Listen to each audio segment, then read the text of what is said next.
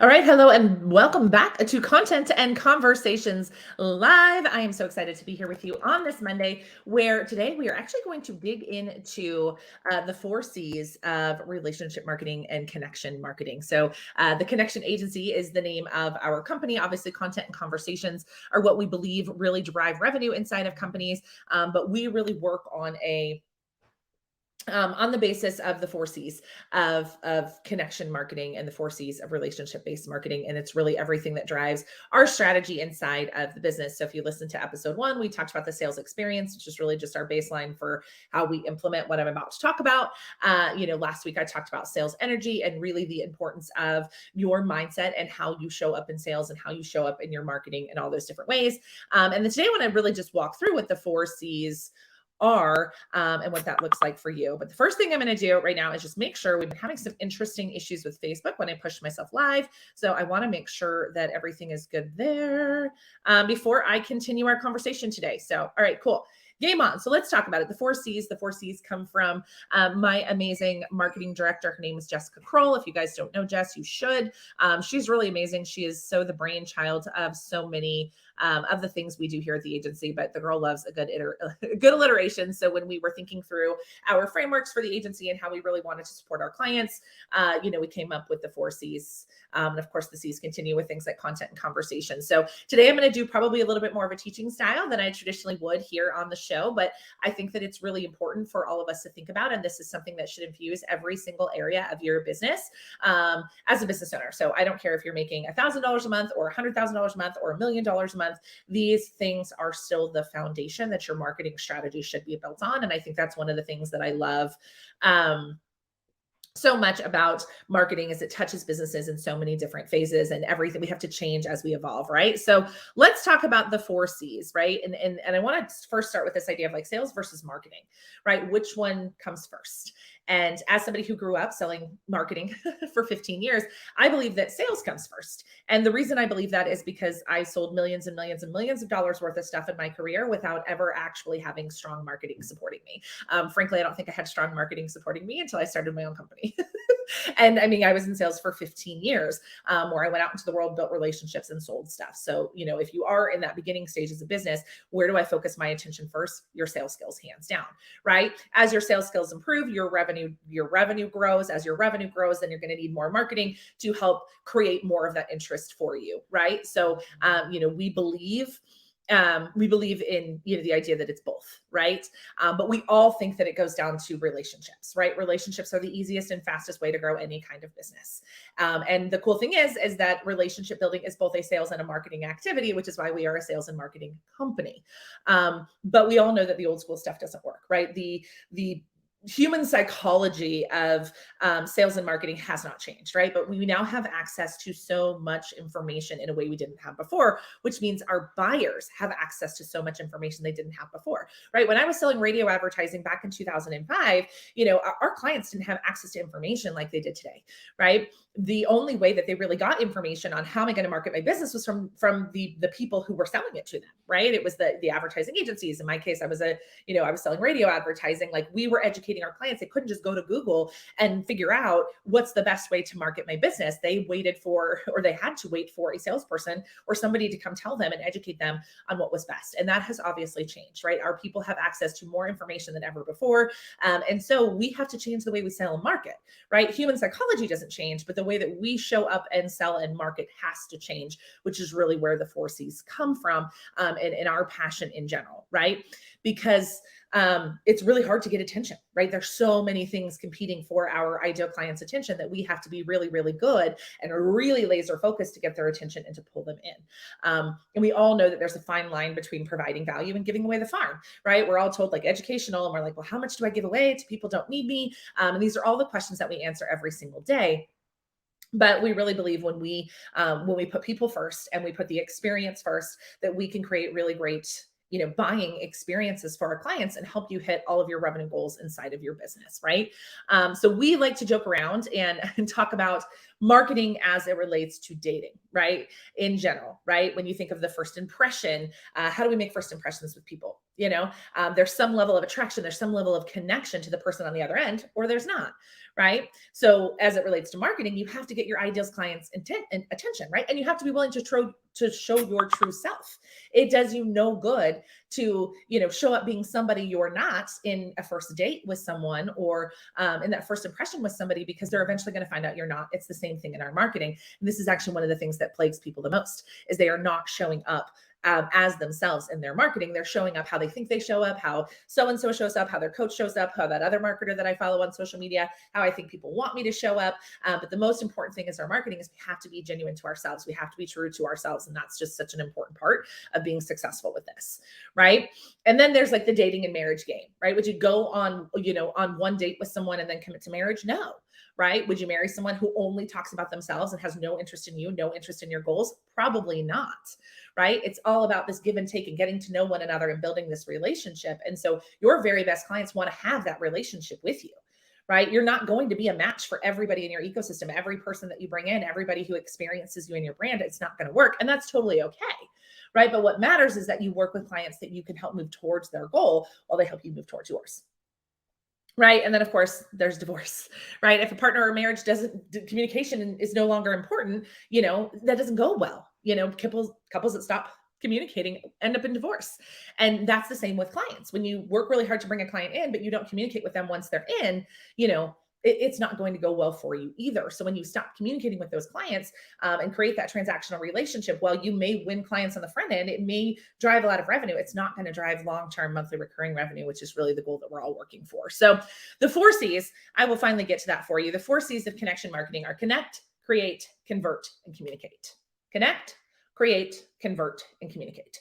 So starting with connect, right? In order for potential clients to buy from you, they have to feel connected to you. People want to know who you are, what you do, why you're different, why you do it. They want to know you. And this is a big shift that has happened. This is why personal branding has become so important and so powerful. Several years ago, you didn't have to have a personal brand. You could have a company brand. Nowadays, people do business with people. They don't care about your company. They care about you, right? Like if you watch anything that's happening right now, if anybody's watching what's going on in the news and in the world, it's no longer about, Twitter and Threads. It's about, Zuckerberg and Elon Musk, right? Like that is really what it's about. And so somebody might really like Facebook, but they don't like Mark Zuckerberg. They're off Facebook. That's just the way that the world works today, good, bad, or ugly. You don't have to like it, but it's true. Right? So people want to know you as the founder of your company. And some business owners are like, that's not why I got into business. And that's fine. And I'm not saying you can't not grow your business as a personal brand, but my belief is the fastest path to cash is that personal brand. And the fastest path to cash is creating that connection through really sharing who you are, what your values are, what's important to you, what you stand for, because the people who like that are going to be attracted to it. And the people who don't are going to be repelled from it. Right. And I think that that's really, really important because people want that relationship. And as humans, at least for most of you that are listening to us now or watching this now, you started your business because of a higher purpose, right? Because of something that felt important to you, whether it's in your business or what your business allows you to do outside of the work that you do, right? Most of us are really heart-centered and heart-focused and heart-driven. So finding that connection can be really easy, but really thinking about things in your marketing, like what do you stand for? Why do they care? What do you value? Why do they care? What is the true vision of your company? And why do they care, right? It all comes down to why do they care? And frankly, most businesses do not ask this question enough in their marketing, right? Why do they care? I'm going to post this thing on social media. I'm going to post this video. I'm going to post this post. I'm going to write this blog. I'm going to do whatever. Why do they care? And if you ask yourself that question more frequently inside of your ideation and your plans for your marketing, you're going to be way more successful. Right? Because it's going to be easier for you to connect with the right people because they're going to naturally be attracted to the stories that you share, the content that you create, because of those shared values, right? And I've said this a million times and I'll say it a million more on this podcast or this show. Our most basic human needs are to feel seen, heard, and understood, which is why the baseline of your marketing is connection, because that is how we show people, right? This is how we become felt seen and understood, correct? Because would you continue to date someone who didn't make you feel this way? The answer is no, right? Is somebody going to continue to follow you, consume your stuff, and ultimately buy from you if they don't feel this way? The answer is no, right? So in this connection phase of your marketing, that's what you're demonstrating. I see you, I hear you, I understand you, right? And how do we do this? How do we start? So the first thing I'm going to recommend for you here is really knowing who you get the best results for. We all know that you can serve a lot of different people, of course, right? Your skill set probably spans a lot of different places, but there's one group of people that you serve really, really, really more, or really, really, really well. And the more that you know about them, the more they'll feel connected to you and your brand. This is why so many people tell you to niche down. I think that most people have niching completely wrong. That's a whole other podcast. But this idea that like when you know who you're serving and why you're serving them and why you're passionate about serving them and why you're passionate about the results that you can get, it's so much easier to create that connection with them, which is ultimately going to lead to them buying from you. Okay. When we focus on connection, attraction naturally happens. Right. So the second C is create. So now that we're connecting with our audience, it's time to create a relationship. Right. We've all heard of the know, like, and trust factor. And as cliche as that sounds, it's true. People buy from people they know, people they like, and people they trust. And depending on what your business offers, the amount of time it takes to create this trust and this relationship is going to vary. Right. We strongly believe in being patient. Sometimes people go, date for years before they get married. Whether or not it's a good decision, totally up to you. But if you try to rush this relationship process, you will turn people off. You have all been in that sales funnel, in that marketing funnel, in that sales conversation that has moved way too fast. When you were interested, right? You were intrigued. You wanted to learn more, but it just moved so fast that you were like, whoa, this is a total turnoff, right? To go back to my dating example, when you're having a conversation with that person that's just like overly willing and they're like a puppy and they're like, oh my God, pay attention, look. And they're trying to move you too fast. It's like, whoa, back up, right? It's not that I don't like you. We're just not moving at the same speed. So we have to be willing to be really patient in that entire process. So what I always tell our clients to think about is like, think about how you like to build relationships. Think about how you like to buy, because it always works better when both parties are on the same page. So in the create phase of relationship marketing or connection marketing, we dig into understanding why people buy your products and services. And this isn't why you think they buy. This is why they believe they buy your products and services. And typically those things are different. And most people get that wrong. Right? Most people get that wrong because we focus on what's important to us. So for you, for us, let's say, for instance, for us, we do a lot of lead generation. It's a big part of what we do is helping build sales pipelines, correct? So there's a lot of logical reasons why somebody should build a sales pipeline. Like I can give you 100 logical reasons why, but I also understand that most of my clients, we work, probably about 80% of our clients are women. And most of them don't really love outbound, and they're doing it because they believe in it, but they want to do it right. And they want to do it a connection focused way. And so the emotional piece for them is getting over the fear of what will people think if I'm doing all this outbound marketing, right? What are people going to think of me? What are people going to think of whatever, right? There's a whole lot of different things that happen there, but I have to consistently market to the emotional, because the logical reason why is like, of course you want to make more money. Of course you want to close business every single day. That's the most logical reason why people would do business with us, because they like to make money. That's real logical. Right? But I have to make sure that I appeal to the emotional reasons why people want to do business with us, and the feelings that they have about it, and the fears that they have about it, and the beliefs that they have about it, right? Like that's really, really important for my ideal client, as they have to feel good about what they're doing. It's important to me too, right? So I'm really good in my marketing of not just talking about the logical reasons of why people should do business with us, but really understanding the emotion of my ideal client and the questions that they have and the things that they're facing as they make a buying decision. And when I do that and do it well, right, that's when people convert for us, because we buy based on emotion and justify with logic. And so we always want to make sure that in this phase of your buying cycle or your experience that we're talking about both of those. So let's talk about some examples of emotional reasons, right? Maybe they'll feel more confident. They'll be able to spend more time with their family. They'll have more energy to do the things that they love, right? By working with you. But the logical reasons are save money or make money, save time, increase revenue. So like really making sure that inside of your marketing strategy, you're focusing on both of those things, whether it's sales or marketing, you're going to be way more powerful because we take that basic human need one step further at this step in the process by focusing on shifting their belief as to why they do or do not need your stuff. Right? So this is really the belief shifting phase when we create that relationship. And perhaps they believe that they can do it better themselves, right? And you want to show them why it's better, easier, faster, cheaper, more efficient to just hire you to do it for them. And perhaps they believe they aren't ready for what you offer yet. Right? Like, I'm just not ready. You want to show them why right now is the best time to get started. And such a great way to do this is to really paint a picture. How's their life going to look in 3 months, 6 months, 1 year if they start today rather than waiting? And I want to be very clear. This is not about manipulating. This is not about convincing. That's not part of any healthy relationship, right? We're creating a relationship with people. And when we convince and when we manipulate and when we strong arm and when we make people feel bad and all this other stuff, we're not doing that at all. Right. So showing someone that you understand them so well and helping them see how a small shift in perspective can make their life and business so much better. That's how you're going to build that lasting relationship. And by taking the time to build a strong relationship with your ideal clients, you'll find that the sales conversation is just the natural next step in the process. Right? Just like in dating, marriage is the natural next step in the process if that's your jam, right? So we're clearly big fans of actually talking to your potential clients. I've said this before, I'll say it a million more times. Conversations equals relationships and relationships equal clients. The best way to build relationships is to go belly to belly with your people. The best, fastest way to build trust is to actually get into conversation. If you as the business owner do not have the time or the energy to do that, a member of your team needs to do it for you. Period. End of. I believe that strongly. Right? I believe that strongly, that when we actually take the time to get to know the people who are interacting with our content, who are following us on social media, who are reading our emails, all of those different things, when we actually take the time to build those relationships, they will be so much more likely to buy from us versus them feeling like they're just a number, they're just a follower, they're just a watcher, they're just a fan, right? I don't want fans, I want clients, right? And the best way to move somebody from fan to client is to actually focus on building that relationship. Really, really, really important. Okay. So let's talk about convert. This is the marriage phase of the relationship, right? This is where we cross over the bridge from marketing to sales, right? While connecting with new people, growing your audience, it's really important. To the point of any marketing, connection marketing, is actually to convert people into paying customers for your business. That is the goal here. We all want to make more money. And the truth is, if you do a good job marketing and are really clear in the connect and create phase, conversion is a natural next step of the process, right? Getting on the phone and talking through it, or sending them a sales page, or sending them a demo or something, is just the natural next step. If you've really created that connection, if you've really then built that relationship, it's just a very natural next step.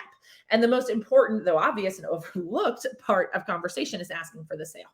Right? A lot of business owners worry so much about being too salesy or selling too much. But the truth is, if you want to make money, you have to tell people to buy your stuff. As a society, as humans, we have to be told what to do, right? Like, don't assume that people know that they can just click and buy. Don't assume that they know that they can just send you a DM and learn about your services. Don't assume that they just know they can go to your email. Like, we have to tell people what to do. People are busy, millions of messages coming at them at any given time, right? Like, make it as easy as possible for them to buy your stuff by actually telling them to buy your stuff, right? So there's a lot of different ways that we can sell. So I'm going to walk you through 3 different ways that we use, a lot of our clients use, that are really great, right? So the first one is in your content, right? Tell people to join now or buy here or book a consultation, make it clear. And of course, sell the value of what you're offering. And so this works best when you make it clear what you're selling, who it's the best fit for, and what result they can expect by buying, right? Content marketing for sales is really fantastic. The challenge is that most people rely way too heavily on their content marketing for sales. And they're not doing enough of the other stuff that we talk about here. And then they're like, well, this isn't working. I'm not converting. I'm not signing enough clients, right? Like, content is fantastic, but content is going to work with people that already have a relationship with you. So if you're putting out a lot of content, but you're not getting the results that you want, or you're not signing the number of clients that you would like, or you're not making the amount of money you would make, it's probably important for us to think about the other 2 things, right? So another conversion process that we really like is sales conversations, right? So depending on what you sell, the price point, the ideal client, sales conversations done via phone, Zoom, in person are all great ways to convert prospects to clients, right? So in this instance, your marketing would be selling the call and the value of that call, right? So I prefer sales conversations. I know there's a lot of people on the internet that like to tell you that you can sell shit without ever having to have a conversation. I'm sure that that's fine, and I'm sure that you can, and we've done it before. But if I'm going to work in an intimate container with somebody and I'm going to have my hands on their business and work really closely with them, I want to have a conversation first, right? So some people are like, oh, it's based on the price point, right? But I don't think it's always based on the price point, right? I think it's based on how closely are we going to work together, and do I even want to work with you, right? We so often think like, oh, in a sales conversation, I have to convince somebody to work with me. I like to look at it the other way around, like, convince me that I want to work with you, and not in an arrogant way, but like, this needs to be a positive working relationship. So I personally really love sales calls for anything that I work really intimately with people with. If it's a little hands off, a little bit farther away, I'm down to sell like in the DMs and through content, right? And then the third way that we sell is through conversions events, right? Launches, challenges, webinars, webinars, all the different things that are out there in the world. There's a million different ways, right? So you've heard the importance of providing value, and webinars and virtual events are all about providing value, right? Inviting your prospects to an event where you share valuable, important information. At the end of that event, you pitch your products and services, right? Obviously, the same thing can be done in person as well. This, is very hot in the online marketing space. I am a fan, despite the fact that I throw rocks at it pretty regularly in our marketing. But the reason is we shouldn't be dependent, right? I built my first business dependent upon launching. I made a shit ton of money when I launched. When I did launch, I made no money, right? I made no money. I was completely on this launch roller coaster of always needing to be in some sort of live conversion event to get people to buy from me. And while that was fun and it was exciting and it really helped me move fast, it also put me in a place where I had to launch all of the time to keep my business afloat. So it doesn't matter if I didn't want to launch, didn't feel like launching, was over launching, whatever, right?